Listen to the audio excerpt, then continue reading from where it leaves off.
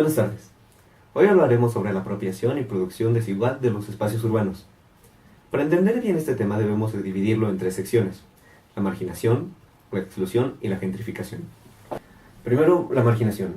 La marginación es un fenómeno creado por la sociedad misma, y en el contexto en el que nos estamos refiriendo es la exclusión de alguna persona o cierto grupo de personas, o incluso varios grupos de personas, fuera del conjunto social como tal.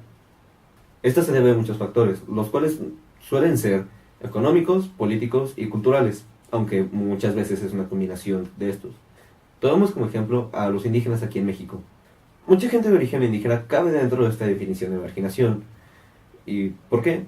Porque se les discrimina sistemáticamente. A lo que me refiero es que son discriminados económicamente, ya que no pueden acceder a muchos trabajos, no suelen tener oportunidades de movilización social. Políticamente, porque al igual no tener mucha movilidad social, no suelen acceder a puestos de gobierno o puestos de administración donde puedan tener algún poder sobre cambiar su situación. Y culturalmente, bueno, es una respuesta más complicada. A través de los siglos se sabe que se le han discriminado, que se le han negado estas oportunidades desde hace mucho tiempo. Y aunque no sea explícitamente ilegal, nunca se ha desarrollado la cultura o las ideas de tomarlos como igual, de tratarlos como iguales. A eso me refiero en este aspecto de que es una discriminación cultural. Ahora, la marginación puede tomar muchas formas, desde una discriminación moderada, pasando por violencia, y en lo que nos estamos concentrando esta vez, en una exclusión o reclusión en un espacio geográfico o en un espacio urbano. La gente indígena en México no es el único ejemplo que podemos encontrar. De hecho, hay bastantes ejemplos aquí en la Ciudad de México debido a su gran diversidad y a su gran tamaño. Quiero llamar la atención a dos específicamente. Dos colonias, la colonia Doctores y la colonia Guerrero, las cuales fueron específicamente construidas para albergar gente de clase trabajadora. Y aquí podemos ver otra vez los ejemplos de la marginalización. Económica principalmente, ya que son gente, de nuevo, de clase trabajadora, por lo que no tienen un gran poder adquisitivo y no tienen grandes opciones de dónde escoger su vivienda. Así que suelen ser atraídos hacia estos lugares que de por sí tienen un costo un poco más barato, lo cual este tipo de gente pues sí puede llegar a pagar.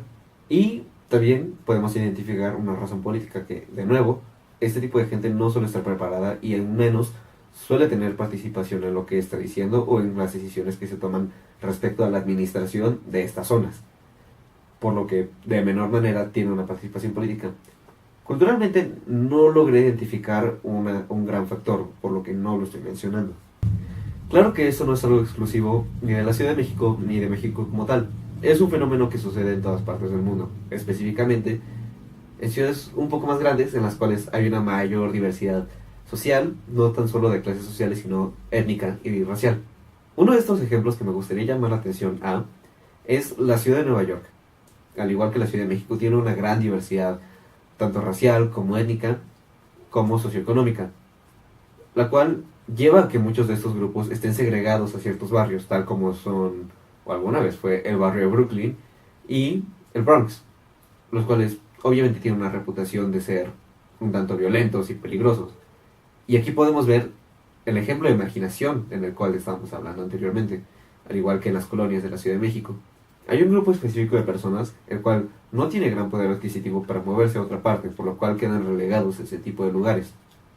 Hablando de esto, nos lleva al tema de la exclusión. La exclusión siempre va de la mano con la marginación. De hecho, se puede decir que los grupos excluidos son los mismos grupos marginados. Y esto se manifiesta de la misma manera que la marginación, aunque cuando hablamos de marginación nos estamos refiriendo de una manera un poco más económica. Cuando hablamos de exclusión nos estamos refiriendo de una manera un poquito más cultural. De nuevo, regresando al tema de los indígenas, ellos también son excluidos de la sociedad como tal, de la manera en la que ya lo había descrito. Ahora, la gentrificación. La gentrificación es un tema muy largo y muy complejo, tal vez demasiado para que un corto video como este lo pueda explicar, pero intentaré. La gentrificación es un fenómeno en el cual un grupo de personas originario de algún sector en una ciudad o en alguna urbe es reemplazado por otro grupo de alguna mayor clase social o de mayor poder económico. Esto tampoco es un fenómeno nuevo, ha sucedido muchas veces, incluso aquí mismo en la Ciudad de México, o en otras ciudades, tal como en Londres. La gentrificación no tiene una sola causa como tal, o al menos no una que se pueda aislar e identificar como completamente esa causa.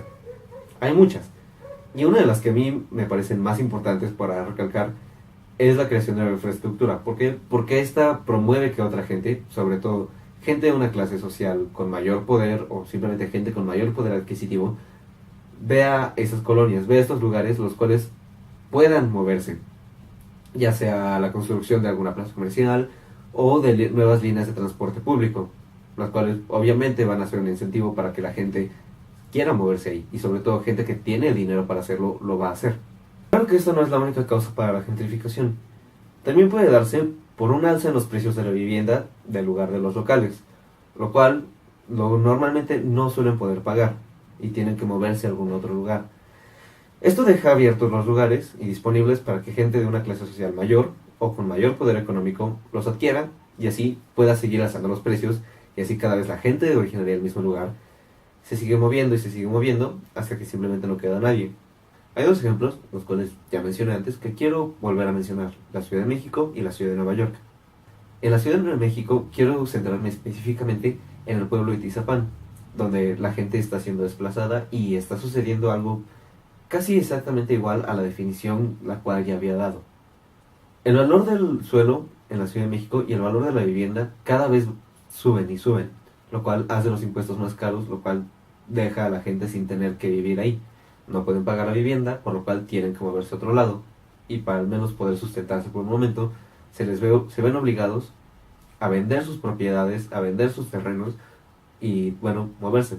Esto incita a gente de una mayor clase social o mayor poder económico a comprar estos terrenos y propiedades, así devolviéndolos, construyendo nuevos terrenos y cada vez aumentando aún más el valor del suelo y de la vivienda, el cual menos gente incluso puede pagar ahora, y de nuevo tienen que seguir moviéndose fuera de su lugar de origen. Y también quiero mostrar el caso de Brooklyn específicamente, lo el cual todavía está sucediendo esto y lleva tal vez un poco más de tiempo pasando. En el barrio de Brooklyn está sucediendo algo extremadamente similar. La gente que vive ahí ahora se ve desplazada porque cada vez, al igual que en la Ciudad de México, el valor del suelo es mayor, el valor del espacio es aún mayor. La gente ya no puede vivir ahí y tiene que moverse a otras partes de la ciudad o simplemente a otras ciudades. ¿Por qué? Porque es muy caro vivir ahí. Esto incita a que cada vez gente de mayor poder económico tenga que moverse y moverse ahí. ¿Por qué? Porque pueden, básicamente. Esto sigue aumentando aún más el valor de la vivienda. Y esto es una situación tal vez un poco más crítica que la de la Ciudad de México, porque en la Ciudad de Nueva York prácticamente ya no hay espacio de vivienda, y esto cada vez hace que el valor incluso aumente más y más y más. Algo curioso que suele suceder con estos grupos afectados es que tienden a ser el mismo grupo. ¿A qué me refiero con esto? Me refiero a que los grupos afectados por la gentrificación, o sea, la gente desplazada, tiende a ser la misma gente que es marginada, y estos tienden a ser la misma gente que está excluida de la sociedad. Esto los obliga a siempre estar en la misma situación, moviéndolos de un lugar a donde tal vez tampoco sean bienvenidos y su situación económica y social continúe. Además, nada les asegura que esto nunca les volverá a suceder. Puede que otra vez tengan que ser desplazados y sigan en la misma situación. Todo esto es un reflejo de la gran desigualdad que se vive en las distintas sociedades. A pesar de que estos problemas no son nada nuevo, cada vez se están volviendo más importantes y más visibles. Cada vez se están agraviando más y más. Cada vez más gente tiene que moverse de su lugar de origen porque no puede pagar su vivienda misma. Cada vez más gente, o al menos cada vez se ve más, es más visible esto, de que la gente simplemente no es admitida, es excluida de alguna zona o de alguna sociedad misma. Cada vez el margen de desigualdad crece, lo cual deja a la gente marginada aún más marginada, con menos oportunidades de movilidad. Y estos son problemas con los que tenemos que aprender a resolver y afrontar de una manera organizada. Obviamente estos problemas no son sencillos de comprender y tampoco son sencillos de afrontar y mucho menos de resolver, pero es algo que tenemos que hacer. Como ciudadanos, como personas y como Estado, como gobierno, tenemos que aprender a hacerlos, afrontarlos y resolverlos.